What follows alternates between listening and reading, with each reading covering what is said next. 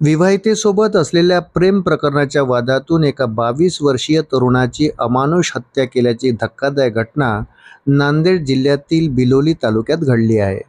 थडी सावडी येथे 3 मार्च रोजी ही घटना उघडकीस आली. या प्रकरणी पोलिसांनी विवाहितेच्या 7 नातेवाईकांना अटक केली असून या घटनेमुळे परिसरात एकच खळबळ उडाली आहे. मिळालेल्या माहितीनुसार दुर्गेश्वर ठाकूर असं हत्या झालेल्या 22 वर्षीय तरुणाचं नाव आहे. तो बिलोली तालुक्यातील मुतन्याळ येथील रहिवासी आहे. तो व्यवसायाने इलेक्ट्रिशियन होता. त्याच्याच नात्यातील एका विवाहित महिलेशी प्रेमसंबंध होते.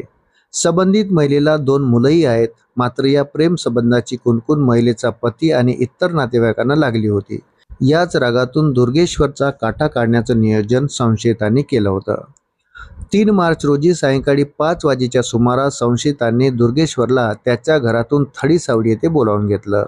तो तिथे पोहोचताच आधीच तयारीत असलेल्या नातेवाईकांनी त्याच्यावर हल्ला चढवला. संशयितांनी केबल वायरने दुर्गेश्वरच्या पाठीवर, छातीवर आणि पायावर सपासप वार केले. आरोपी एवढ्यावरच थांबले नाही, तर त्यांनी दुर्गेश्वरच्या गुप्तांगावर जोरात लाथा मारल्या. यामुळे त्याला वेदना असह्य होऊन उलट्या झाल्या आणि यातच त्याचा मृत्यू झाला.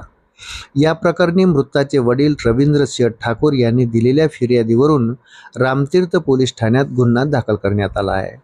पोलिसांनी तातडीने कारवाई करत 7 संशयितांना अटक केली. पद्मसिंह ठाकूर, राजूसिंह ठाकूर, गंगासिंह ठाकूर, दिलीपसिंह ठाकूर, विजयसिंह ठाकूर, विशालसिंह ठाकूर आणि प्रतापसिंह ठाकूर असं अटक केलेल्या आरोपींची नावे आहेत.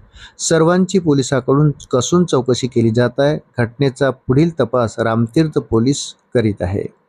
अशाच नवनवीन अपडेटसाठी व्हिडिओला लाईक आणि चॅनलला सबस्क्राईब करायला विसरू नका. धन्यवाद.